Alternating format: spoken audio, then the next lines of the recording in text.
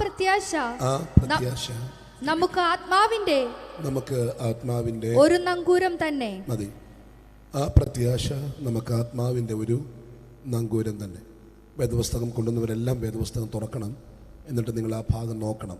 വേദപുസ്തകം നമ്മുടെ ഭാഷയിൽ നമുക്ക് കിട്ടാനായിട്ട് ഒത്തിരി പേര് കഷ്ടപ്പാട് സഹിച്ചെന്നാണ് ഞാൻ മനസ്സിലാക്കിയിട്ടുള്ളത്. എൻ്റെ സഭയിൽ ഒരു ബ്രദറിൻ്റെ കാര്യം ഞാൻ മിക്കവാറും പറയാറുണ്ട്. ഒരു പാസ്റ്റർ ബെൻസൺ, അദ്ദേഹം ബൈബിൾ ട്രാൻസ്ലേഷൻ മിനിസ്ട്രി ചെയ്യുന്ന ആളാണ്. ബൈബിൾ ട്രാൻസ്ലേറ്റ് ചെയ്യുക. ഷിംല എന്ന് പറയുന്ന സ്ഥലത്തൊരു ഗ്രാമത്തിൽ താമസിച്ചിട്ട് 12 വർഷം കൊണ്ട് ആ ഗ്രാമത്തിൻ്റെ ഭാഷ പഠിച്ചു. എന്നിട്ട് ആ ഭാഷയ്ക്ക് ഒരു ലിപി ഉണ്ടാക്കി. ഭാഷക്കാർ പറയുന്നെങ്കിലും അതിന് ലിപിയില്ല. ഇവർ ലിപി ഉണ്ടാക്കി. എന്നിട്ട് ആ ലിപി ആ ഭാഷക്കാരെ എന്ത് ചെയ്തു? പഠിപ്പിച്ചു. നിങ്ങൾ പറയുന്ന ഇതാന്ന് പഠിപ്പിച്ചു. ആ ലിപി പഠിപ്പിച്ചിട്ട് ആ ലിപിയിലേക്ക് ശുദ്ധ ബൈബിളിൽ യോഹന്നാൻ്റെ സുവിശേഷം മാത്രം 66 പുസ്തകത്തിൽ ഒരു പുസ്തകം മാത്രം ഒന്ന് ട്രാൻസ്ലേറ്റ് ചെയ്തപ്പോൾ 12 വർഷം എടുത്തു. സ്തോത്രം. അപ്പോൾ 66 പുസ്തകം മലയാള ഭാഷയിലോട്ട് ട്രാൻസ്ലേറ്റ് ചെയ്യാൻ എത്ര വർഷം എടുത്തു കാണുമല്ലേ? നമ്മുടെ ഭാഷ വളരെ പാടാന്നാണ് പൊതുവെ പറയുന്നത്. മലയാളത്തിൻ്റെ ന്യായും ഇഞ്ചായും ഒക്കെ വലിയ പാടാന്നാണ് പറയുന്നത്. അതൊക്കെ പഠിച്ചിട്ട് ഇങ്ങനെ നമ്മുടെ ഭാഷയിലേക്ക് ഈ സാധനം വന്നത് ഒത്തിരി കഷ്ടപ്പാടിൻ്റെ പരിണത ഫലമായിട്ട്. അപ്പം അതുകൊണ്ട് തന്നെ ഈ ബൈബിളിനോട് നമുക്ക് എന്തുണ്ടാവണം? ഒരു ബഹുമാനം ഉണ്ടാകണം. ഇത് കൊണ്ടുപോകണം. ഇപ്പോൾ ഐപാഡിനകത്ത്, ലാപ്ടോപ്പിനകത്ത്, മൊബൈലിനകത്തൊക്കെ ബൈബിളുണ്ട്. എന്നിരുന്നാൽ പോലും ഇത് ചുമന്നുകൊണ്ട് പോകുന്നത് ഒരു വലിയ അഭിമാനമായിട്ട് കാണണം. സ്തോത്രം. അതുകൊണ്ട് ഇന്ന് ബൈബിൾ കൊണ്ടുവന്നിട്ടില്ലാത്തവരുണ്ടെങ്കിൽ നിർബന്ധമായി നാളെ വരുമ്പോൾ ബൈബിളൊക്കെ പിടിച്ച് നിങ്ങളുടെ വീട്ടിൽ നിന്ന് ബൈബിൾ പിടിച്ചിറങ്ങണം. ഇങ്ങനെ ബൈബിൾ പിടിച്ച് ഈ വഴിക്കൂടെ ഇറങ്ങി വരണം. അത് കാണുന്നവർക്ക് മനസ്സിലാവണം ബൈബിളിൻ്റെ മഹത്വം. Praise the Lord. കർത്താവ് സഹായിക്കട്ടെ. എബ്രായ സഭയ്ക്ക് പരിശുദ്ധാത്മാവ് പൗലോസിൽ കൂടെ കൊടുക്കപ്പെട്ട ഒരു മനോഹര വാക്യമാണ് ഇന്ന് രാത്രി നമ്മൾ വായിച്ച വാക്യം. ആ പ്രത്യാശ നമുക്ക് ആത്മാവിൻ്റെ ഒരു നങ്കൂരം തന്നെ. ഞാൻ ഈ സഭയെക്കുറിച്ചും അതിൻ്റെ പശ്ചാത്തലമൊക്കെ പറയാം. എന്നാൽ അതിന് മുമ്പ് ഈ നങ്കൂരം എന്ന് പറയുന്നത് എന്താണ് എന്ന് ഞാൻ പറയാം. ലിസൺ. ഇനി നിങ്ങൾ എന്നെ ശ്രദ്ധിച്ച്, ഞാൻ വളരെ ശാന്തമായിട്ടൊരു കാര്യം പറയാനായിട്ടാണ്. നങ്കൂരം എന്ന് പറയുന്നത് ഞാൻ കണ്ടിട്ടില്ല, പക്ഷേ കേട്ടിട്ടുണ്ട്. കണ്ടിട്ടില്ലെന്ന് പറഞ്ഞാൽ ലൈവായിട്ട് കണ്ടിട്ടില്ല. ഞാൻ ലൈവായിട്ട് ചെന്ന് കണ്ടിട്ടില്ലെങ്കിലും കേട്ടിട്ടുണ്ട്. നങ്കൂരം എന്ന് പറയുന്നത് ഈ ദീർഘദൂര യാത്രകൾ നടത്തുന്ന കപ്പലുകളിൽ സൂക്ഷിക്കുന്ന ഒരു എക്യുപ്മെൻസാണ്, ഒരു ഉപകരണമാണ് നങ്കൂരം. അത് ഇരുമ്പ് കൊണ്ടുണ്ടാക്കിയെന്നാണ് ഞാൻ മനസ്സിലാക്കുന്നത്. ഇരുമ്പ് ഇതിങ്ങനെ രണ്ട് ഭാഗത്തോട്ടും വളഞ്ഞിരിക്കുന്ന ഒരു എക്യുപ്മെൻസാണ്, ഒരു ഉപകരണമാണ് നങ്കൂരം. അങ്ങനെ അത് ഒന്നല്ല, 1, 2, 3 ഒക്കെ 3, 4 ഒക്കെ വലിയ വലിയ കപ്പലുകളിൽ കാണും. ഇത് എപ്പോഴും ഒന്നും ഉപയോഗിക്കത്തുമില്ല. എന്നാൽ ഈ നങ്കൂരം ഉപയോഗിക്കുന്ന സമയം എപ്പോഴാണെന്നറിയാമോ? ഈ നങ്കൂരം ഉപയോഗിക്കുന്ന സമയം ഇങ്ങനെ ദീർഘദൂര യാത്ര കപ്പലുകളൊക്കെ 4-5 മാസം, നമ്മുടെ പല സ്നേഹിതന്മാരും കപ്പലിൽ വർക്ക് ചെയ്യുന്ന ആൾക്കാരുണ്ട്, ഷിപ്പിൽ. അവരൊക്കെ വർക്ക് ചെയ്യുന്നത് ചിലപ്പോൾ 6 മാസം കഴിഞ്ഞൊക്കെ മടങ്ങി വരുന്നു. ഇവിടുന്ന് കാലിഫോർണിയയ്ക്കും ഗൾഫിലേക്കൊക്കെ യാത്ര ചെയ്യുമ്പോൾ മാസങ്ങളെടുക്കും. അപ്പം ഇങ്ങനെ പോവാ. നമ്മളെ പോലെ കരയിലല്ലല്ലോ, കടലിലല്ലേ. ഇപ്പം ഈ കടലിൽ പോകുമ്പോൾ വലിയ പ്രതിസന്ധികൾ വരും, കാറ്റുകൾ വരും, വലിയ തിരമാലകളൊക്കെ വരും. ഇപ്പം ഈ വരുമ്പോൾ ഈ കപ്പലുകൾ ഇങ്ങനെ ആടി ഉലയും, മറിയാനുള്ള സാധ്യതകൾ വരും, മുമ്പോട്ട് പോകാൻ പറ്റാത്ത അവസ്ഥകൾ വരും. കപ്പിത്താൻ ഇത് കൺട്രോൾ ചെയ്ത് മുമ്പോട്ട് ഓടിച്ചു പോകാൻ കഴിയാത്ത പ്രതിസന്ധികൾ വരും. അങ്ങനെ വലിയ പ്രതിസന്ധികൾ വരുമ്പോൾ മറിഞ്ഞു പോകാതിരിക്കാൻ വേണ്ടിയിട്ട് അവരുപയോഗിക്കുന്ന ഒരു ഉപകരണമാണെന്ത്? ഈ നങ്കൂരം. ഇത് പെട്ടെന്ന് കടലിലോട്ട് എടുത്തിടും. ഇത് കെട്ടിവെച്ചിരിക്കുന്ന വള്ളി അല്ലെങ്കിൽ ആ ചരട്, ആ കയറ് പൊട്ടിക്കുമോ? ഇത് ചങ്ങലയിൽ കൊടുത്തിരിക്കുന്ന സാധനമാകിയാൽ ഇതിന് ഹൂന്ന് പറഞ്ഞ് വെള്ളത്തിനകത്തോട്ടൊക്കെ ചെയ്യും. ഇപ്പം 4 ഭാഗത്തുള്ളത് കാണും. ഇത് 4 താഴോട്ട് ചെന്നിട്ട് ഈ കടലിനകത്തുള്ള മണ്ണും ചേറും ഒക്കെ നിൽക്കുന്ന അതിനകത്തോട്ട് ഇത് ആഴത്തിൽ ചെന്ന് അതിനകത്തങ്ങ് സ്ട്രോങ് ആവും. ഇത് 4 എണ്ണം ഉണ്ടെങ്കിൽ 4 എണ്ണം കൂടെ 4 സ്ഥലത്ത് ഇങ്ങനെ സ്ട്രോങ് ആയി കഴിഞ്ഞാൽ പിന്നെ ഏത് കൊടുങ്കാറ്റ് വന്നാലും കപ്പൽ അനങ്ങത്തില്ല. കാറ്റ് വന്നാലോ തിരമാല വന്നാലോ കപ്പൽ അനങ്ങത്തില്ല, അവിടെ നിൽക്കും. എന്നിട്ട് പിന്നെ ഇതെല്ലാം കഴിഞ്ഞിട്ട് കടലൊക്കെ ശാന്തമായി എന്നറിയുമ്പോൾ ഇതൊക്കെ എടുത്ത് ചുരുട്ടിക്കറ്റി വെച്ച് പിന്നെ മുമ്പോട്ട് പോകും. അങ്ങനെ ദീർഘദൂര യാത്രയിൽ തകർന്നു പോകാതിരിക്കാൻ സൂക്ഷിക്കുന്ന ഒരു ഉപകരണത്തിന്റെ പേരാണ് നങ്കൂരം. ഇവിടെ വിശ്വാസികളോട് പറയുന്നൊരു സ്റ്റേറ്റ്മെന്റ്, നമുക്കും ഒരു നങ്കൂരമുണ്ട്. ആ നങ്കൂരമാണ് നമ്മുടെ പ്രത്യാശ. Price the Lord. പ്രത്യാശ ആണ് പ്രതിസന്ധിയിൽ വീണു പോകാതിരിക്കാൻ നമ്മെ പ്രേരിപ്പിക്കുന്ന ഘടകം. പ്രത്യാശയാണ് തകർച്ചകളിൽ മുങ്ങിപ്പോകാതിരിക്കാൻ നമ്മെ സഹായിക്കുന്ന ഘടകം. പ്രത്യാശയാണ് നമ്മെ മുമ്പോട്ട് പോകാൻ നമ്മെ പ്രേരിപ്പിക്കുന്ന ചാലകശക്തി. അപ്പോ അതാണ് ആ വാക്യത്തിന്റെ എക്സ്പ്ലനേഷൻ. ഇത് എബ്രായ സഭയോട് പറയും. ലിസൺ, വിശുദ്ധ ബൈബിളിനകത്ത് ധാരാളം സഭകളെ കുറിച്ച് പറയുന്നുണ്ട്. അതിനകത്ത് മനോഹരമായൊരു സഭയാണ് എബ്രായ സഭ. എബ്രായ സഭയിലെ വിശ്വാസികളൊക്കെ യഹൂദന്മാരാണ് ഭൂരിപക്ഷം. എന്നോട് നിങ്ങൾ വരണം കേട്ടോ. എനിക്ക് നിങ്ങളുടെ മനസ്സിനോട് സംസാരിക്കാനുണ്ട്, എനിക്ക് നിങ്ങളുടെ ഹൃദയത്തോട് സംസാരിക്കാനുണ്ട്. വളരെ സിൻസിയറായിട്ട് ഒരു ചില കാര്യങ്ങൾ പറയാൻ ഞാൻ ആഗ്രഹിക്കുന്നുണ്ട്. ഇത് കഴിഞ്ഞ് നമ്മളൊരു പാട്ടൊക്കെ പാടി പ്രാർത്ഥിച്ച് ഒരു പ്രത്യാശയോടെ മടങ്ങാനാണ് നമ്മൾ കർത്താവിൽ ആഗ്രഹിക്കുന്നത്. സ്തോത്രം. അതുകൊണ്ട് നിങ്ങൾ എന്നെ എല്ലാവരും ശാന്തമായിട്ട് ശ്രദ്ധിച്ചാൽ, ശാന്തമായിട്ട് നോക്കിയാൽ മതി. ശ്രദ്ധിക്കണമെന്ന് മാത്രം ഞാൻ ഓർപ്പിക്കുന്നു. കാരണം കൺവെൻഷൻ എന്ന് പറയുമ്പോൾ 100 പേരുടെയും ശ്രദ്ധ കിട്ടുക വലിയ പ്രയാസം. നമ്മൾ എന്തായാലും യോഗത്തിന് വന്നില്ലയോ, അപ്പം നിങ്ങൾ ശ്രദ്ധിക്കുമ്പോൾ എനിക്ക് കുറച്ചുകൂടി ഒരു സന്തോഷവും പറയാനൊക്കെ ഒരു താല്പര്യവും അത് നിങ്ങൾക്കൊക്കെ അനുഗ്രഹമായിരിക്കും. അതുകൊണ്ടാണ് ഞാൻ അങ്ങനെ പറയുന്നത്. എബ്രായ സഭയിലെ വിശ്വാസികളിൽ ഭൂരിഭാഗവും യഹൂദന്മാരാണ്. എബ്രായ സഭ, എബ്രായർ നദി കടന്നവൻ എന്നാണ് ആ വാക്കിന്റെ അർത്ഥം. ഈ എബ്രായ സഭ യഹൂദന്മാര് ഭൂരിപക്ഷമുള്ള സഭയാണ്. ഈ യഹൂദന്മാരെന്ന് പറയുമ്പോൾ, അല്ലെങ്കിൽ ഈ വിശ്വാസികൾ എന്ന് പറയുമ്പോൾ, നിങ്ങൾക്കറിയാം ബൈബിൾ വായിച്ച് വിശ്വാസത്തിൽ വന്നിട്ടുള്ളവർ അല്ല. എബ്രായ സഭയിലുള്ളവർ വെളിപ്പാട് പുസ്തകം വായിച്ചിട്ടില്ല. എബ്രായ സഭയിലുള്ളവർ ലൂക്കോസിന്റെ സുവിശേഷം വായിച്ചിട്ടില്ല. എബ്രായ സഭയിലുള്ളവർ യോഹന്നാന്റെ സുവിശേഷം വായിച്ചിട്ടില്ല. അതെന്താ അവർ വായിക്കാൻ മടിയന്മാരായതുകൊണ്ടാണ്? അല്ല, അന്ന് ഈ പുസ്തകങ്ങൾ എഴുതിയിട്ടില്ല. എബ്രായ സഭക്കാർ ന്യൂ ടെസ്റ്റ്മെന്റിന്റെ 27 പുസ്തകങ്ങൾ വായിച്ചിട്ടില്ല. മത്തായിയുടെ സുവിശേഷം, ലൂക്കോസിന്റെ സുവിശേഷം, യോഹന്നാന്റെ സുവിശേഷം ഇതൊക്കെ എഴുതുന്നത് 70-80 കാലഘട്ടത്തിലാണ്. എന്നാൽ എബ്രായ ലേഖനം എഴുതുന്നത് 67-ലാണ്, 65-67 കാലത്തിലാണ്. അപ്പൊ ഇത് എഴുതിയിട്ട് പിന്നെയും വർഷങ്ങൾക്ക് ശേഷമാണ് ഗോസ്പൽ എഴുതുന്നത്. അതിൻ്റെയും 20 വർഷം കഴിഞ്ഞിട്ട്, 25 വർഷം കഴിഞ്ഞിട്ടാണ് വെളിപ്പാട് പുസ്തകം എഴുതുന്നത്. 96-ലാണ്. അപ്പൊ ഇത് 67-ഉം മറ്റത് 96, 30 കൊല്ലത്തെ ഡിഫറൻസ് ഉണ്ട് ബാക്കി പുസ്തകങ്ങളൊക്കെ. അപ്പൊ ഇവര് ബൈബിൾ വായിച്ച് വിശ്വാസത്തിൽ വന്നിട്ടുള്ളവർ അല്ല. പിന്നെ എങ്ങനെ ഇവര് വന്നു? ഇവര് പ്രസംഗം കേട്ട് വന്നിട്ടുള്ളവരാ. മനസ്സിലാകുന്നുണ്ടോ? പ്രസംഗം. ആരുടെ പ്രസംഗം? അപ്പോസ്തലന്മാർ പ്രസംഗിച്ചു. ചെതറിപ്പോയവർ പാമ്പാടി, പൊൻകുന്നം, കാഞ്ഞിരപ്പള്ളി, ഇങ്ങനെ ചെതറിപ്പോയവർ അവർക്ക് പറ്റുന്ന സ്ഥലത്ത് ഇങ്ങനെ പ്രസംഗിച്ചു. ഇതുപോലെ നിങ്ങളെ പോലെ പ്രസംഗം കേൾക്കാൻ ആൾക്കാർ ഓടി വന്നു. അങ്ങനെ പ്രസംഗം അവർ കേട്ടു. അതെന്താ പ്രസംഗം കേൾക്കാൻ അവർക്ക് ആവേശം ഉണ്ടായത്? കാരണം പഴയ നിയമം മലാക്കി എന്ന് പറയുന്ന ഒരു പ്രവചനം കൊണ്ട് വൈൻഡപ്പ് ചെയ്തു. പുതിയ നിയമം ആരംഭിക്കുന്നത് മത്തായി എന്ന് പറയുന്ന സുവിശേഷത്തിലാണ്. ഇതിൻ്റെ ഇടയ്ക്കൊരു പേപ്പറുണ്ട്. ആ പേപ്പർ 400 വർഷം. ഈ 400 വർഷം ദൈവത്തിന്റെ സംസാരം ഉണ്ടായിട്ടില്ല. ദൈവം ഇടപെട്ടിട്ടില്ല. ആരാധനയുണ്ട്, വൺ വേ ട്രാഫിക് പോലെ. അങ്ങോട്ട് ചെല്ലുന്നു, യാഗം നടത്തുന്നു, പ്രൈസ് സ്തോത്രം പറയുന്നു, തിരിച്ചു പോകുന്നു, റിപ്ലൈ ഇല്ല. നമ്മളിൽ പലരുടെയും ആരാധന അങ്ങനെ വൺ വേ പോലെ, അങ്ങോട്ട് പോകുന്നു, റിപ്ലൈ ഇല്ല. ഇപ്പൊ 400 വർഷം റിപ്ലൈ ഇല്ലാതിരിക്കുമ്പോ, 400 വർഷം എന്ന് പറഞ്ഞാൽ നിങ്ങൾക്ക് മനസ്സിലാകുന്നുണ്ടോ? 4 ജനറേഷൻ. എൻ്റെ മോൻ ഏബൽ, ഞാൻ അനീഷ്, അപ്പൻ രാജു, അപ്പൻ്റെ അപ്പൻ കൊച്ചുകുട്ടി, 4 തലമുറ ദൈവശബ്ദം കേട്ടിട്ടില്ല. ഇത് ചെറിയ കാര്യമല്ല. നിങ്ങൾക്കറിയാമോ, ആത്മീകർക്ക് ഒരു ദിവസം ദൈവശബ്ദം കേട്ടില്ലെങ്കിൽ ഉറക്കം വരത്തില്ല. സ്തോത്രം. ദൈവമക്കൾക്ക് ഒരു മാസത്തിൽ ഒന്നെങ്കിലും ദൈവം സംസാരിച്ചില്ലെങ്കിൽ ഉറക്കം വരത്തില്ല. ആ സ്ഥാനത്ത് 4 തലമുറകൾ കർത്താവിന്റെ ശബ്ദം കേട്ടിട്ടില്ല. അങ്ങനത്തെ കാലഘട്ടത്തിൽ ഒരാൾ പ്രസംഗിച്ചു. ആ മനുഷ്യന്റെ പേരാണ് യോഹന്നാൻ. ആൾക്കാർ ഓടിക്കൂടി സ്നാനപ്പെടാൻ പറഞ്ഞപ്പോൾ അവർ അന്നേരം സ്നാനപ്പെട്ടു. കാരണം ദൈവശബ്ദമില്ലാതെ വരണ്ട ഈ ഭൂമിയിൽ ചെറിയ കുളിർമഴ പോലെ വചനം കേൾക്കാൻ തുടങ്ങിയപ്പോൾ അവരുടെ അകത്തൊരു ആവേശവും ഒരു സന്തോഷവും ഒരു പ്രത്യാശയും. അങ്ങനെ പ്രസംഗങ്ങൾ കേട്ട് വിശ്വാസത്തിൽ വന്നവരുടെ ടീമാണ് എബ്രായ സഭ. ഇനി കേൾക്കണം നിങ്ങൾക്ക്. നമ്മളൊക്കെ വന്നതിനേക്കാളൊക്കെ വലിയ പ്രതിസന്ധിയിൽ വന്നിട്ടുള്ളവരായിരുന്നു അവരൊക്കെ. നമ്മൾ വന്നതിനേക്കാൾ വളരെ പ്രതിസന്ധി ഉള്ളവരായിരുന്നു. 10-ാം അധ്യായത്തിന്റെ 32-ാമത്തെ വാക്യം തുടങ്ങി വായിക്കുമ്പോൾ ഞാൻ പറയാം, നിങ്ങൾ ശ്രദ്ധിച്ചാൽ മതി. 10-32 മുതൽ വായിക്കുമ്പോൾ, എന്നാൽ നിങ്ങൾക്ക് പ്രകാശനം കിട്ടിയ ശേഷം നിന്ദകളാലും പീഡകളാലും കൂത്തുകാഴ്ചയായി ഭവിച്ചും ആ വക അനുഭവിക്കുന്നവർക്ക് നിങ്ങൾ കൂട്ടാളികളും ആയിരുന്നു. എന്നോട് നിങ്ങളുണ്ടോ? കൈ പൊക്കിക്കാൻ നോക്കട്ടെ, ഉണ്ടോ നോക്കട്ടെ. അങ്ങനെ തലയ്ക്ക് മേളി തലയ്ക്ക് മെഴുകി. നിന്ദകൾ ഉണ്ടായിരുന്നു. നിന്ദകൾ എന്ന് പറഞ്ഞാൽ പെന്തിക്കോസ്തിലോട്ട് അന്ന് അധികം ആൾക്കാരില്ല.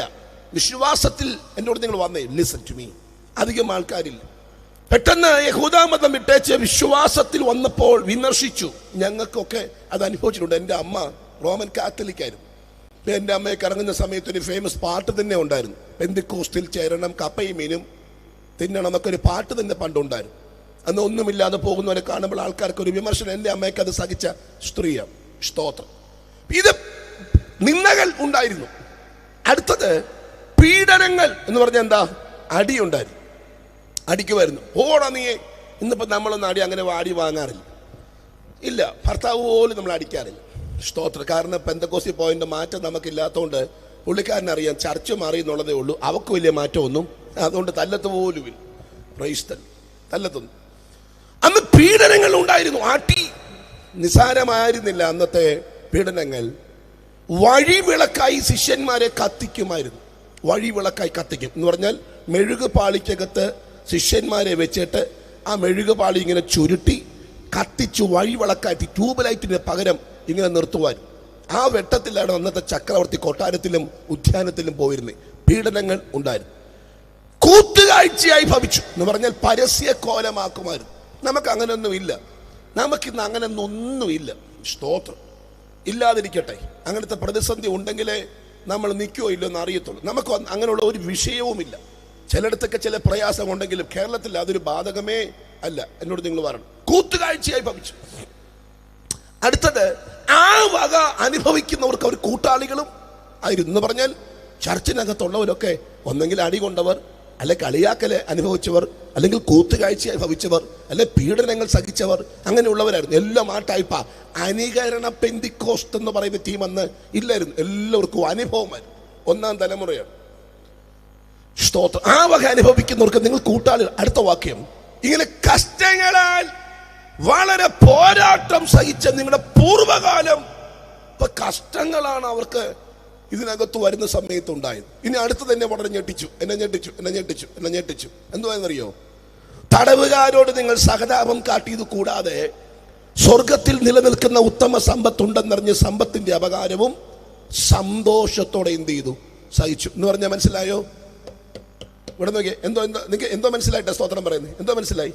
തടവുകാരോട് നിങ്ങൾ സഹതാപം കാണിച്ചു എന്ന് പറഞ്ഞാൽ തടവുകാർക്ക് കൊടുക്കേണ്ടത് മൊത്തം അവരെന്ത് ചെയ്തു? കൊടുത്തു. സഹതാപം കാണിച്ചത് കൂടാതെ സ്വർഗത്തിൽ നിലനിൽക്കുന്ന സമ്പത്തുണ്ടെന്നറിഞ്ഞ് സമ്പത്തിന്റെ അപകാരവും എന്ന് പറഞ്ഞാൽ ചിരിച്ചോണ്ട്.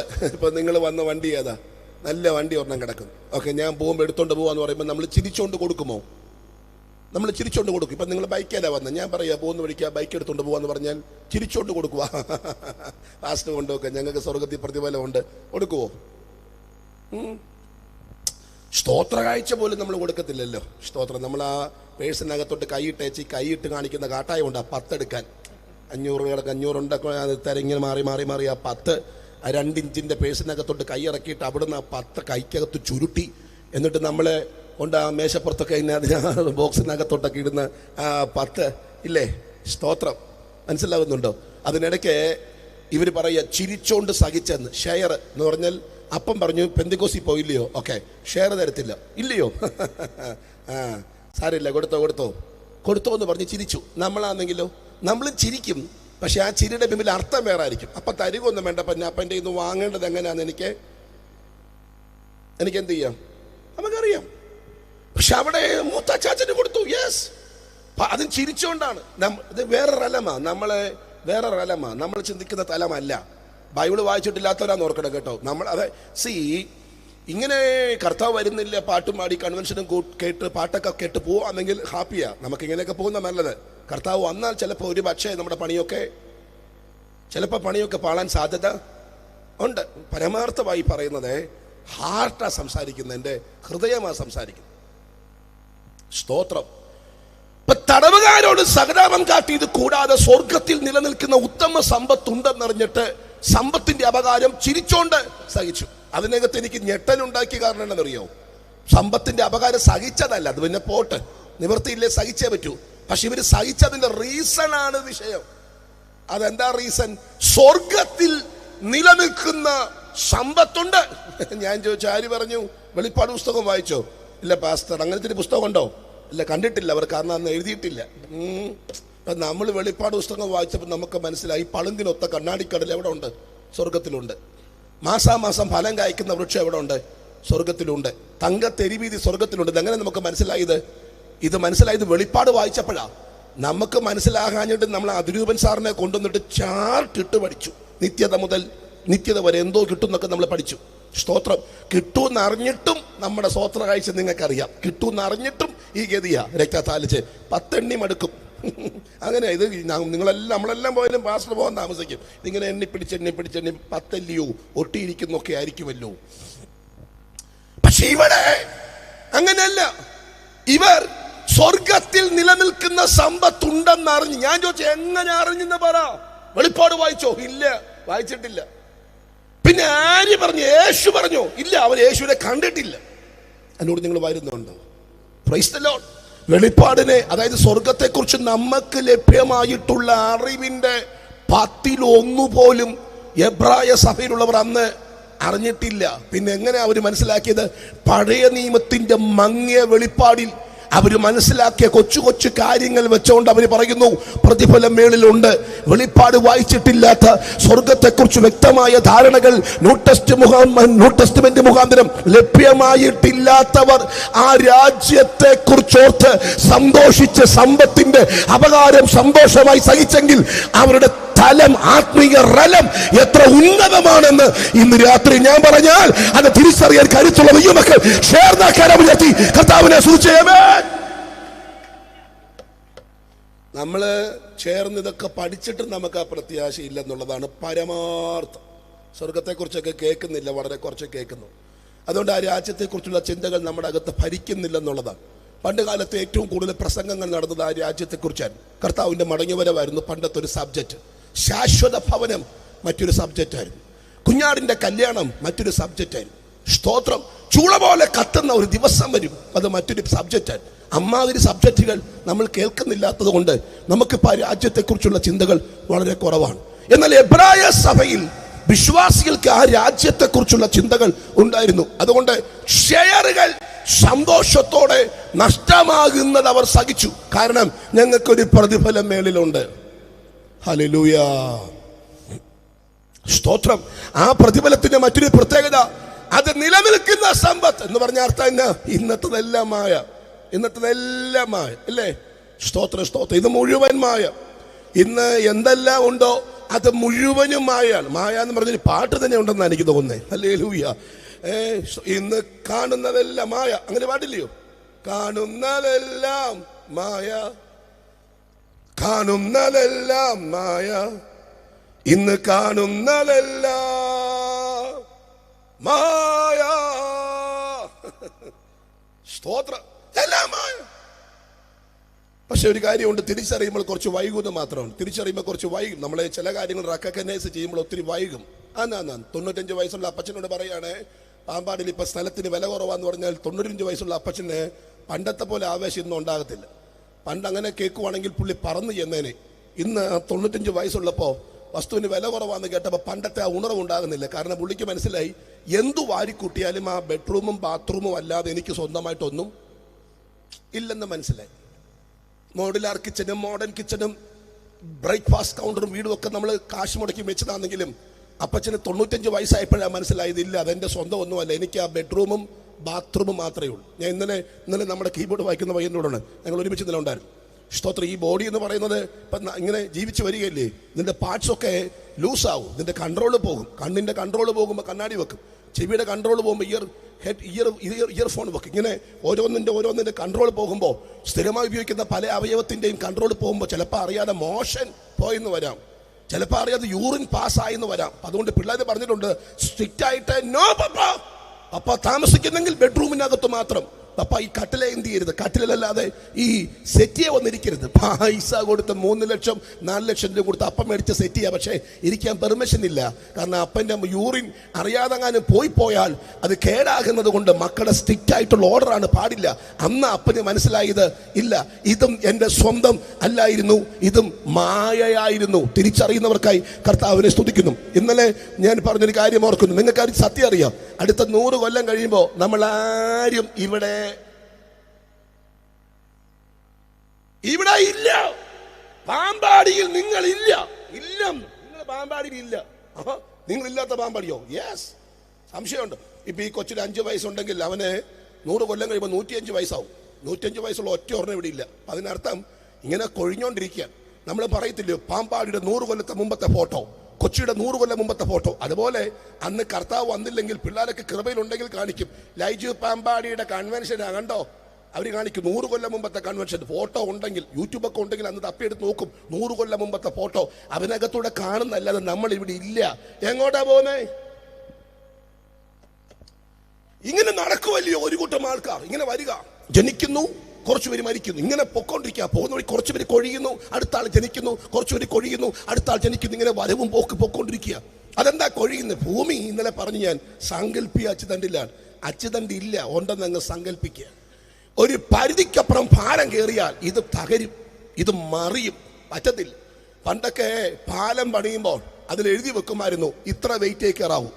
ഗൾഫിലൊക്കെ പോയിട്ടുള്ള ആൾക്കാർക്ക് അറിയാം, ഓവർ ബ്രിഡ്ജ് വരുമ്പോൾ അതിന്റെ മേളിൽ കുറിച്ച് വെച്ചേക്കും ഇത്ര ഹൈറ്റേ ഉള്ളൂ എന്ന് പറഞ്ഞാൽ ഇതിനപ്പുറം ഇത് പോകത്തില്ല, ഇതിൽ കയറത്തില്ല. അതുപോലെ ഇത്രയ്ക്ക് അതിരമായി അതിനപ്പുറത്തൊരു തൂക്കം വെയിറ്റ് ഈ ഭൂമിയിൽ വെച്ചാൽ ഇത് തകടമറിയും. അതുകൊണ്ട് ഇങ്ങനെ മണ്ണായിക്കൊണ്ടിരിക്കും. അമ്മമ്മേ, അടുത്ത 100 കൊല്ലത്തിനിടയ്ക്ക് നമ്മൾ ആരും ഇവിടെ ഇല്ലെന്ന് എവിടെ പോകും?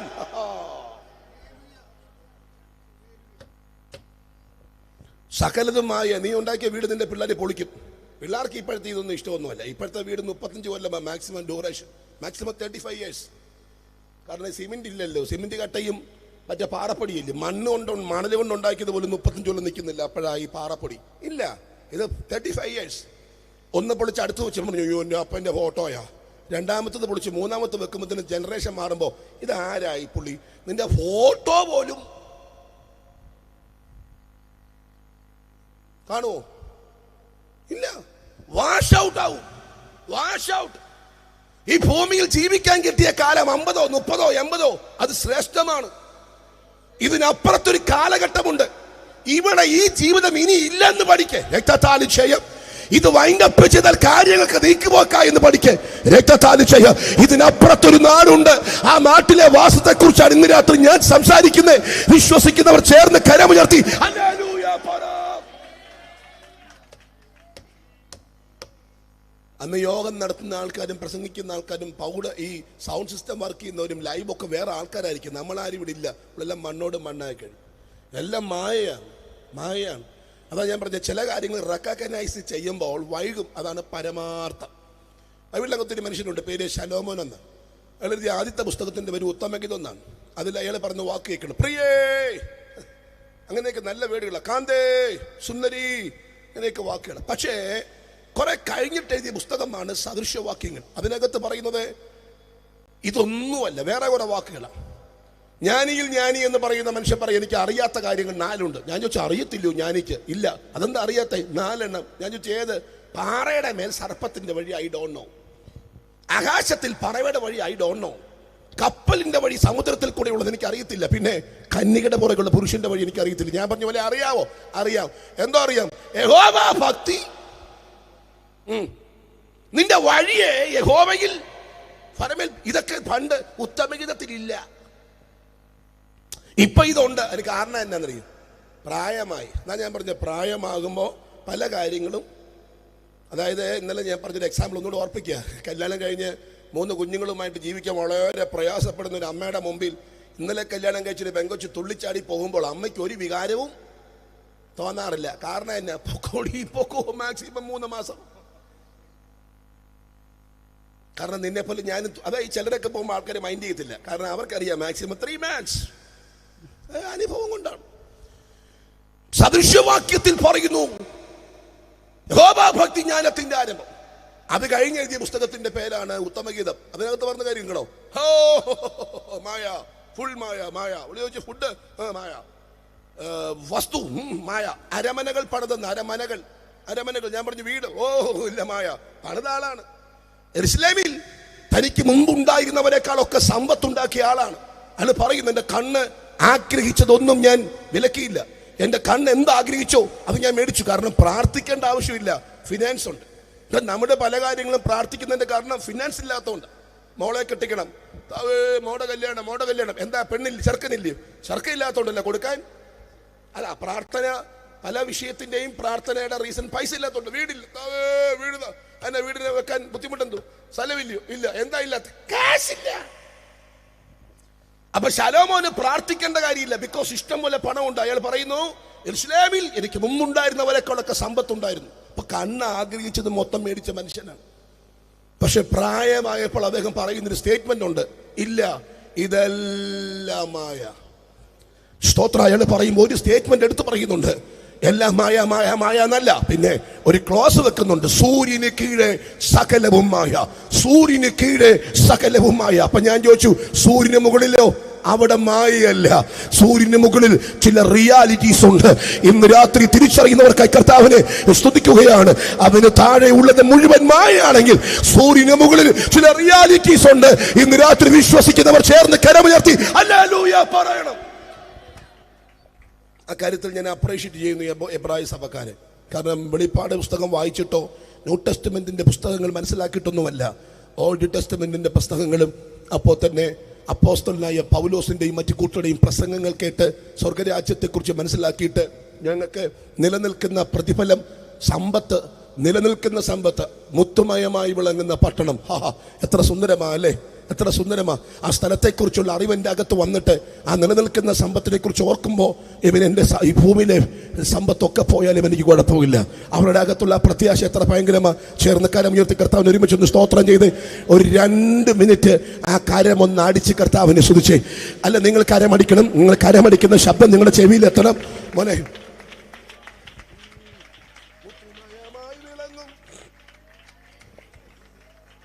ഹല്ലേലൂയ. ചേർന്ന് കർത്താവിന് ഒരുമിച്ച് ഒന്ന് സ്തോത്രം ചെയ്യാം.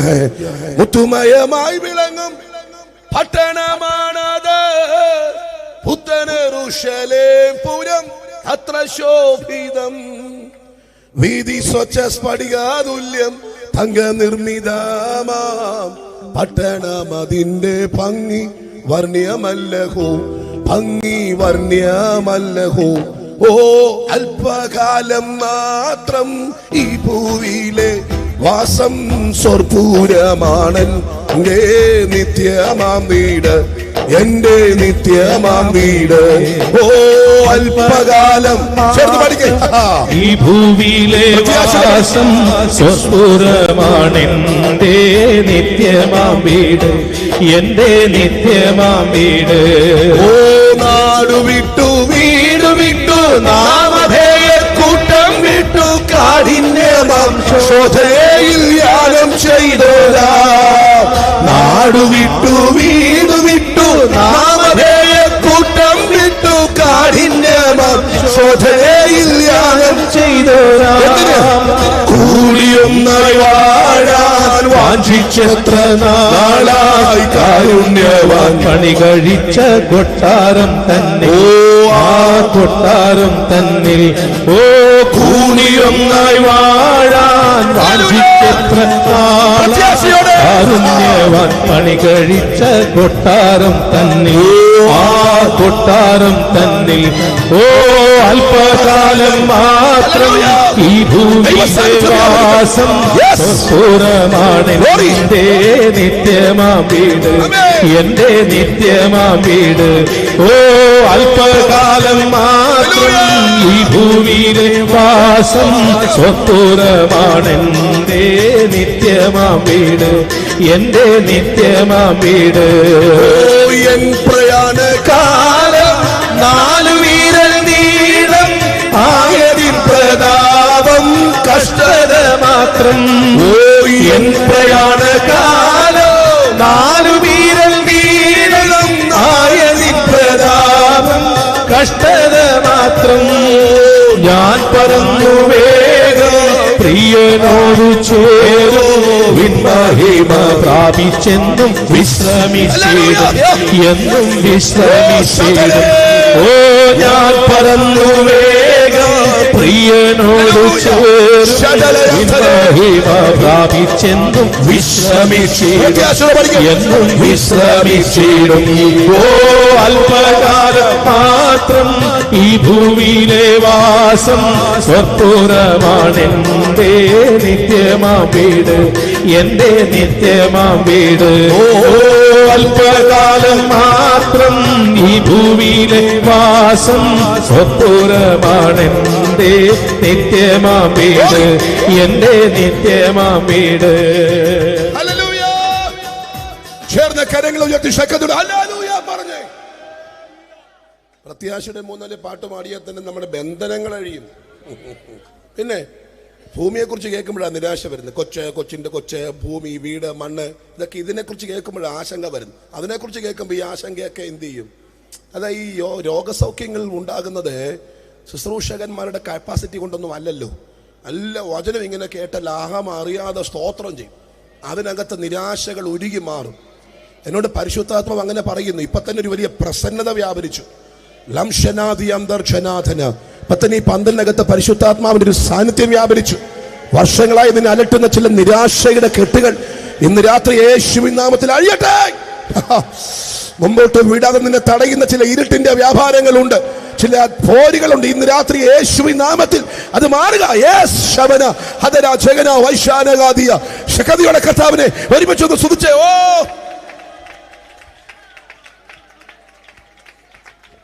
ഇസ്രായേൽ മക്കൾ, എബ്രായ സഭയിലെ വിശ്വാസികൾക്ക് ആ രാജ്യത്തെക്കുറിച്ചുള്ള പ്രതീക്ഷകൾ ഉണ്ടായിരുന്നു.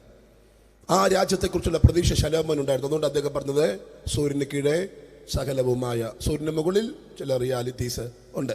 മനുഷ്യന്റെ പച്ചയായ യാഥാർത്ഥ്യം വരച്ച് കാട്ടിയിരിക്കുന്ന ഒരു പുസ്തകമാണ് 12-ാം അധ്യായം.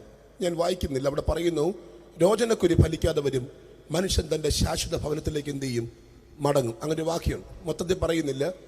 ബലവാന്മാർ കുനിയും, അരയ്ക്കുന്നവർ ചുരുക്കമാകിയാൽ അടങ്ങിയിരിക്കും, തെരുവിലെ വാതിലുകൾ അടയും. അങ്ങനെ പല കാര്യങ്ങളുണ്ട്. കിളിവാതിൽ കൂടെ നോക്കുന്നവർ അന്തരാകും. ഇങ്ങനെ പറഞ്ഞു വന്നിട്ട് പറയാണ്, രോചനക്കുരു, മരുന്ന് ഫലിക്കാതെ വരും, മനുഷ്യൻ അവന്റെ പെർമനന്റ് ഹോം, ശാശ്വത ഭവനത്തിലേക്ക് മടങ്ങും. ഏതാ ഈ പെർമനന്റ് ഹോം? സെമിത്തേരി അല്ല. കാരണം സെമിത്തേരി പെർമനന്റ് ഹോം അല്ല. പണ്ടൊക്കെ നമുക്ക് ഈ 6 അടി മണ്ണുണ്ടായിരുന്നു ഇല്ലേ? പണ്ട് ഞാൻ കേട്ടൊരു പാട്ടുണ്ട്, നാളികേരത്തിന്റെ നാട്ടിൽ എനിക്കൊരു നാഴി ഇടങ്ങഴി. പണ്ടൊരു പാട്ടാണ്. ഇപ്പം ആ പാട്ട് അങ്ങനെ അധികം പേര് പാടത്തില്ല. കാരണം മണ്ണിപ്പം ഇല്ല. ഈ 6 അടി മണ്ണ് ഉദ്ദേശിച്ചായി പറയുന്നു. കാരണം ഈ പടക്കമൊന്നും കുഴിക്കകത്തല്ല, സെല്ലിനകത്താണ്. സെല്ലിനകത്താകുമ്പോൾ സ്വന്തം ഒന്നും പറയാനില്ല. നീയോ ദാനിയേലിനെ പൊയ്ക്കൊള്ളുക എന്ന് പറഞ്ഞാൽ അറയ്ക്കകത്ത് വെക്കും. 6 മാസം കഴിയുമ്പോൾ അടുത്ത ദാനിയേൽ ചാകും. പഴയ ദാനിയേലിനെ കുത്തി അപ്പുറത്ത് ഇട്ടേച്ച് പുതിയ ദാനിയേലിനെ കൊണ്ടുവെക്കും. ആ മണ്ണ് പോലും സെല്ല് പോലും എന്തല്ല, സ്വന്തമല്ല. പരമാർത്ഥം ഞാൻ പറയും, നിങ്ങൾ വിഷമം പരമാർത്ഥം പറയും, ഉടുത്തിരിക്കുന്ന സാരി പോലും തന്നുവിടത്തില്ല. ആ ഉടുത്ത സാരി വേണേ കൊണ്ടുപോക്കോ, അതിനപ്പുറം പുതിയ തുറന്ന മലമാരി നെടുക്കത്തില്ല. അപ്പം തന്നെ മരുമക്കളും മക്കളും വീതം വെക്കും. നല്ല ഷർട്ട് പോലും തന്നുവിടത്തില്ല. പണ്ടൊക്കെ പിള്ളേർക്ക് കുറച്ചുകൂടെ സ്നേഹം ഉണ്ടായിരുന്നു. അതുകൊണ്ട് പുതിയ ഷർട്ടൊക്കെ അന്ന് വാങ്ങുമായിരുന്നു. ഇപ്പം അവർ നോക്കും, ഇത് ഡെഡ് മണിയാണോ, ഇത് ഗുണം ചെയ്യുമോ? മണ്ണിലോട്ട് പോകുന്നവൻ എന്നാ ഗുണം ചെയ്യാനാ?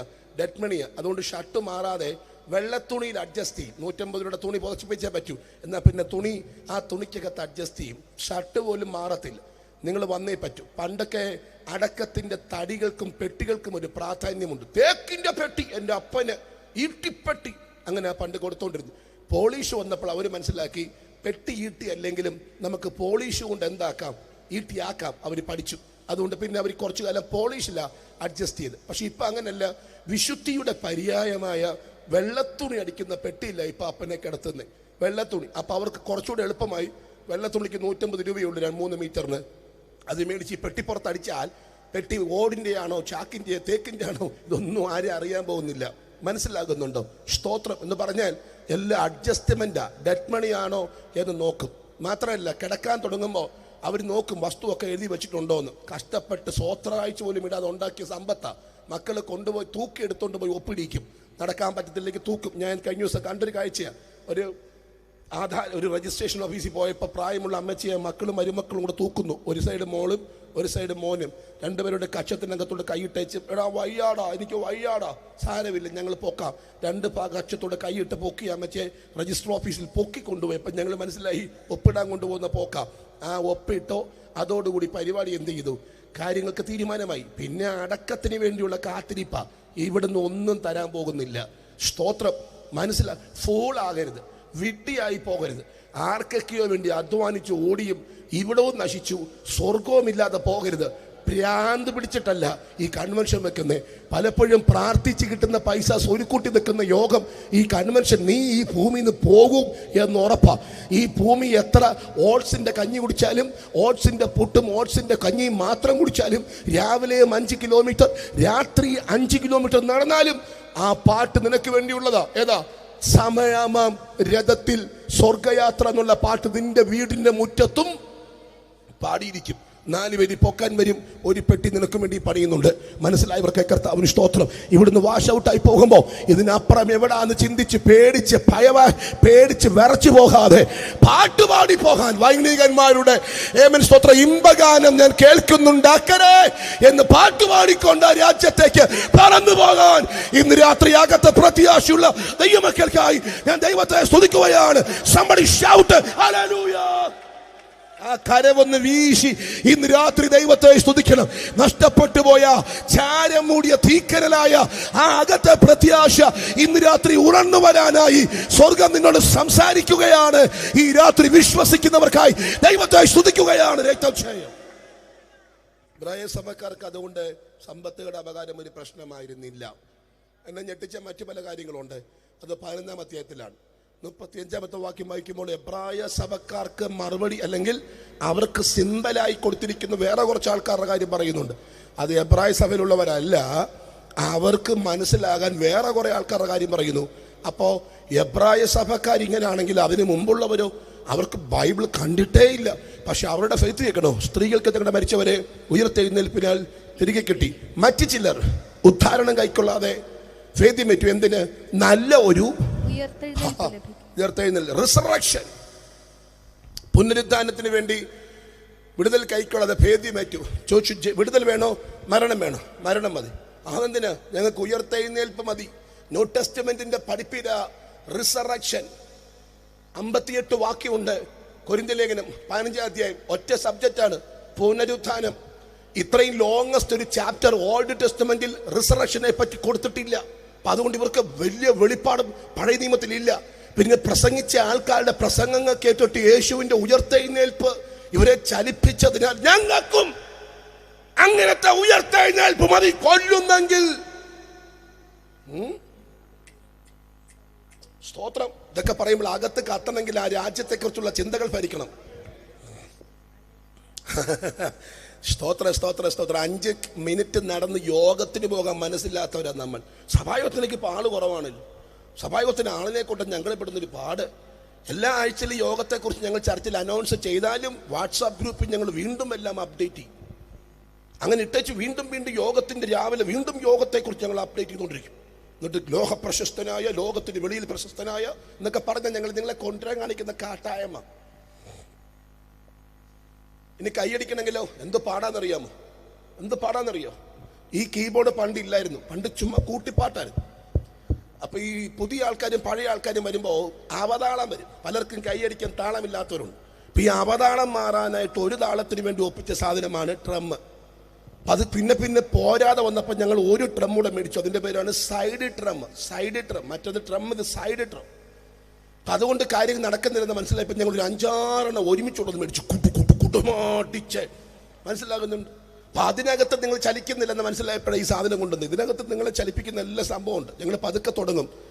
അല്പകാലം മാത്രം ഇങ്ങനെ തുടങ്ങും. ഇടയ്ക്ക് ഞങ്ങൾ കാണിക്കും, കൂട്ടിക്കോ നീ കട്ട കൂട്ടാനാ പറയുന്നത്. അപ്പൊ ഇങ്ങനെ പതുക്കെ അടിക്കുന്നവരെ അടിച്ചടിച്ച് എന്ത് ചെയ്യും? രസകരമാണ് കേട്ടോ. ഇതിനകത്തും ചിലർ ഞങ്ങളെ വെല്ലുവിളിക്കും. എന്നാ ഒന്ന് അതോടെ എന്ത് ചെയ്തോട്ടെ. ഒന്ന്, നിത്യരാജ്യത്തിലേക്ക് പോകാൻ വെളിപ്പാട് പ്രാപിച്ച് ഇറങ്ങി പുറപ്പെട്ട, സ്നാനപ്പെട്ട, വെള്ളത്തിൽ മുങ്ങി വെള്ളയിട്ട, മീശ വടിച്ച വിശുദ്ധന്മാരെ സ്തോത്രം പറയിപ്പിക്കാൻ ഞങ്ങൾ പെടുന്നൊരു പെടാപ്പാടെ. എന്നാന്നറിയോ? ദർശനം മങ്ങി എന്നുള്ളതാണ് പരമാർത്ഥം. എത്ര നാളായി പ്രാർത്ഥിച്ചിട്ട്, എത്ര നാളായി അന്യഭാഷ പറഞ്ഞിട്ട്, എത്ര നാളായി കൃത്യം 10 മണിക്ക് യോഗത്തിന് പോയിട്ട്, നിങ്ങൾക്കറിയാമോ പലർക്കും എന്തിനാ യോഗത്തിന് പോകുന്നതെന്ന് പോലും അറിയില്ല. കഴിഞ്ഞിടയ്ക്ക് ഞാനൊരു സൺഡേ സ്കൂളിൻ്റെ ഹെഡ് മാസ്റ്ററോട് ചോദിച്ചു, അച്ഛാ ഇങ്ങനെയൊക്കെ പോയാൽ മതിയോ, സ്വർഗത്തിൽ പോകണ്ടായോ? അദ്ദേഹം പറഞ്ഞ മറുപടി, ആ കാര്യമല്ല ഇപ്പം ആൾക്കാർ വല്ലതും വിശ്വസിക്കുമോ എന്ന്. ഏതാ സ്വർഗത്തിൽ പോകുന്നു കർത്താവ് വരുന്ന കാര്യം വല്ലതും പറഞ്ഞ സൺഡേ സ്കൂളിൻ്റെ ഹെഡ് മാസ്റ്ററിൻ്റെ രീതി അതാണെങ്കിൽ കുഞ്ഞുങ്ങളുടെ കാര്യമോ അറിയില്ല. ഗോള് മാറി, ദർശനം മാറി, എന്തിനു വേണ്ടി പോകുന്നവരെ പോലായി. ഇന്ന് രാത്രി ദൈവസഭ തിരിച്ചു കയറി വരണം. മനസ്സിലായവർക്ക് കർത്താവിനെ സ്തുതിക്കുന്നു. ചേർന്ന് കരമുയർത്തി ഹല്ലേലൂയ പറ. ഹല്ലേലൂയ. ആരാധനാലയങ്ങൾ ഉണർവിന്റെ ആലയമായി മാറട്ടെ. ഏമൻ. കൂട്ടായ്മകൾ ക്രൂസൈഡുകളായി മാറട്ടെ. കൺവെൻഷനുകൾ വമ്പൻ ദൈവപ്രവൃത്തിയുടെ സ്ഥലങ്ങളായി മാറട്ടെ. ഏമൻ. ആനുകൂല്യം സ്വർഗരാജ്യ പ്രവേശനത്തിന് ആർക്കും ഇല്ലെന്ന സത്യം നിങ്ങൾ തിരിച്ചറിയുന്നവർക്കായി കർത്താവിന് സ്തോത്രം. ഹല്ലേലൂയ. ഒന്നും അല്ലെന്ന് പഠിക്കണം, പരമാർത്ഥമാണ്. പാമ്പാടി പഞ്ചായത്താണ്. പാമ്പാടി പഞ്ചായത്തിന്റെ എത്രാമത്തെ വാർഡാണ്? ഫസ്റ്റ്. കൂരോപ്പട പഞ്ചായത്തിന്റെ എത്രയോ ഒരു വാർഡായി വാർഡ്. നിങ്ങൾക്കറിയാമോ, നിങ്ങളെ ഈ വാർഡിലെ 900 വീട്ടുകാർക്ക് പോലും നിങ്ങൾ എന്ത് ചെയ്യത്തില്ല? ഇല്ല. ചുറ്റടുത്തുള്ള 10-40 വീട്ടുകാർക്ക് മാത്രമേ നിന്നെ അറിയൂ. നീ എത്ര സമ്പന്നനാണെങ്കിലും അല്ലാത്തവനാണെങ്കിലും നീ ഫേമസ് അല്ല. പാമ്പാടി പമ്പി ചെന്നാലേ നിനക്കും ക്യൂവാ എനിക്കും ക്യൂവാ. പിന്നെ എന്തിന്റെ പേരില്ല? സ്തോത്രം. മനസ്സിലാകുന്നവർക്കായി കർത്താവിനെ ഞാൻ സ്തുതിക്കുന്നു. മരണം മതിയായി. ഞാൻ ചോദിച്ചു, എന്താ മരണം? ഞങ്ങൾക്ക് ഉയർത്തെഴുന്നേൽപ്പ് മതി.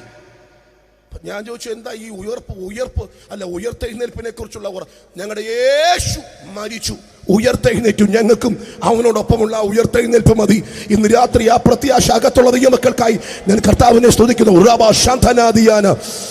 എനിക്കറിയാം ചില മൂടുപടങ്ങൾ മാറിപ്പോകുന്നുണ്ട്, ചില ഡാർക്ക്നെസ് മാറുന്നുണ്ട്, ചില ഇരുട്ടുകൾ മാറുന്നത് എനിക്ക് ആത്മാവിൽ കാണാം. ദർശനത്തിലേക്ക്, ദൂതിലേക്ക്, വെളിപ്പാടിലേക്ക് ദൈവസഭ ഇന്ന് രാത്രി മടങ്ങി കയറി വരട്ടെ.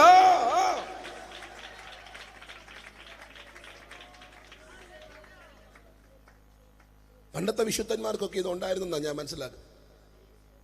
ഉയർത്തെഴുന്നേൽപ്പം ആ സ്വർഗരാജ്യത്തെ കുറിച്ചുള്ള പ്രത്യാശയൊക്കെ ആയിരുന്നു അന്നത്തെ ആൾക്കാരെ മുമ്പോട്ട് നടത്തിയ പ്രേരക ശക്തി. അല്ലാതെ മക്കൾ അമേരിക്കയിൽ നിന്ന് വരുന്നുള്ള ചിന്തയൊന്നും ആയിരുന്നില്ല. പണ്ടത്തെ വിശ്വാസികൾക്കൊക്കെ നമ്മുടെ പിതാക്കന്മാരുടെയൊക്കെ പ്രേരക ശക്തി എന്ന് പറയുന്നത് പുനരുത്ഥാനം, സ്വർഗരാജ്യം, സ്വർഗത്തിലെ വാസം, അതൊക്കെ ആയിരുന്നു. ആ പാട്ടുകളൊക്കെ കേട്ടാൽ അറിയാം. ശലേംപുരെ ചെന്ന് ചേരുന്ന നാൾ എത്ര മോദമേ, കേട്ടിട്ടുണ്ടോ?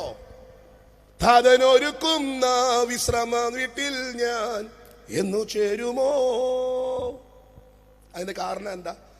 ഓ കണ്ണുനീരില്ല അവിടെ ദുഃഖ വിലാപങ്ങളുമില്ലെന്ന്. ഓ കണ്ണുനീരില്ല അവിടെ ദുഃഖ വിലാപങ്ങളുമില്ലെന്ന്. പിന്നെന്തോ ഉള്ളേ?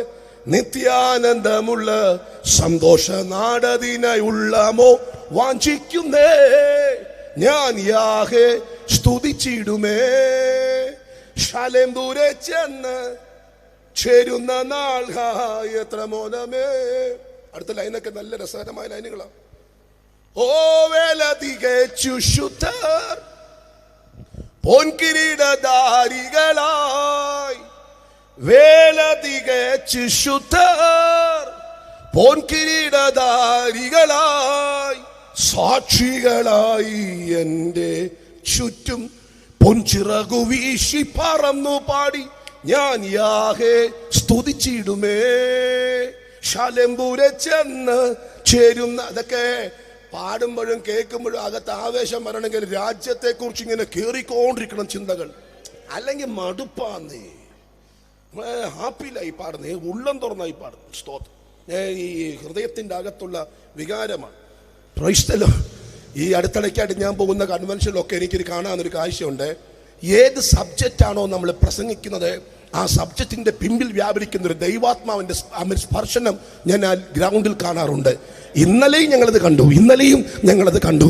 അങ്ങനെയെങ്കിൽ ഇന്ന് രാത്രിയിലും ആ ദൈവ സാന്നിധ്യം ഇതിനകത്ത് ചലിക്കപ്പെടുന്നുണ്ട്. നിരാശകൾ മാറിയ കരമൊന്നടിച്ചു കർത്താവിനെ ഒരുമിച്ചൊന്ന് സ്തുതിച്ച യേശുവിന്റെ നാമത്തിൽ സകല മൂഢതകൾ മാറി രാജ്യത്തെ കുറിച്ചുള്ള ചിന്തകൾ കത്തട്ടെ. 2 മിനിറ്റുകൾ ശക്തിയോടെ കരമടിച്ച് ഏവരുമടി. ഓ 9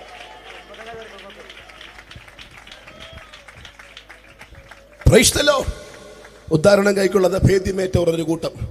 അടുത്തവർ പറയാണ് ഉദ്ധാരണം കൈക്കൊള്ളത് ഭേദ്യമേറ്റു. മറ്റു ചിലർ ഇങ്ങോട്ട് നോക്കൂ, ചമ്മട്ടി, ചങ്ങല, തടവ്, പരിഹാസം ഇവയാലുള്ള പരീക്ഷ സഹിച്ചു. അടുത്ത വാക്യം. കല്ലേറേറ്റു ഈർച്ചവാളാൽ അറുക്കപ്പെട്ടു. ലിസൺ, ഇത് എബ്രായ സഭക്കാരല്ല, എബ്രായ സഭക്കാരോട് പറഞ്ഞു കൊടുക്കുന്ന അനദർ ഗ്രൂപ്പ്, വേറെ ആൾക്കാർ. ഇവര് ബൈബിൾ ന്യൂ ടെസ്റ്റ്മെന്റ് കണ്ടിട്ട് പോലും അവരൊക്കെ ഏത് റലത്തിലാ ജീവിച്ചല്ലയോ. കാടുകൾ, മലകൾ, ഗുഹകൾ, ഭൂമിയുടെ പിളർപ്പുകൾ ഉഴന്നു വലഞ്ഞെന്ന് എന്ന് പറഞ്ഞാൽ പിള്ളേരെയും കുട്ടിക്കൊണ്ടിങ്ങനെ കാടുകൾ, മലകളൊക്കെ ഇങ്ങനെ ഉഴന്നു വലഞ്ഞിങ്ങനെ പൊക്കോണ്ടിരിക്കുവാന്ന്. നടന്നു ചോദിച്ചു എന്തിനാ? അല്ല, ഞങ്ങൾ ഉയർത്തെഴുന്നേൽപ്പിന് വേണ്ടി പൊക്കോണ്ടിരിക്കുക. എന്നോട് നിങ്ങൾ ഈ ഉയർത്തെഴുന്നേൽപ്പിന് വേണ്ടി വില കൊടുത്ത ആൾക്കാരുടെ കാര്യമാ പറയുന്നത്. നമ്മളെ എനിക്കറിയത്തില്ല. ഇപ്പം നമ്മളോ എബ്രായ സഭക്കാരെ നമ്മളെ നിർത്തി കമ്പയർ ചെയ്താലോ, അവര് സ്വർഗത്തിൽ പോകാനാണ്, നമ്മൾ സ്വർഗത്തിൽ പോകാനായിട്ട് ഇറങ്ങിയത്. അവരിങ്ങനെ കാടുകൾ, മലകൾ, ഗുഹകൾ, പിള്ളേരെ ഇങ്ങോട്ട് ഉഴന്നു വലയാണ്. നമ്മൾ ഉഴന്നു വലയുന്നല്ല ഇല്ലെന്ന് മാത്രമല്ല, യോഗത്തിന് പോലും പ്രോപ്പറായിട്ട് പോകുന്നില്ല. അപ്പൊ എങ്ങനെയായിരിക്കും നമ്മുടെ കാര്യം?